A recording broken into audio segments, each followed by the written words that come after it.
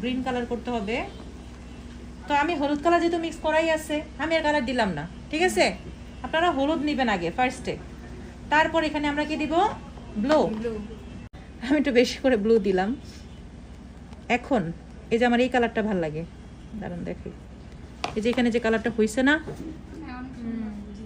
এটা বেশি ব্লু দিলে হবে, বুঝছেন? হলুদ কম দিলে। এখন পুরোটা মিক্স করব। আর মিক্সিং তো বলছি কিভাবে করবেন, একটু যদি আমার সিস্টেমটা ফলো করেন তাহলে ইনশাল্লাহ ক্রিম একটু কম হবে, সুন্দর থাকবে, স্টিফ থাকবে। এখন আমি যেটা চাইছি কালার হয়নি, আরো দিতে হবে।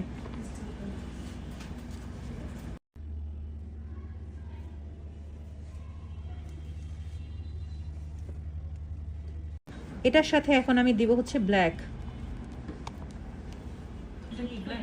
কালার।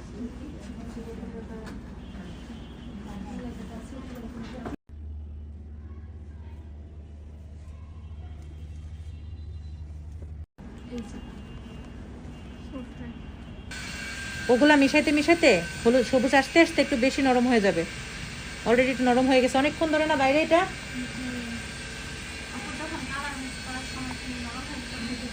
ফ্রিজে রেখে দিবেন আবার। হ্যাঁ,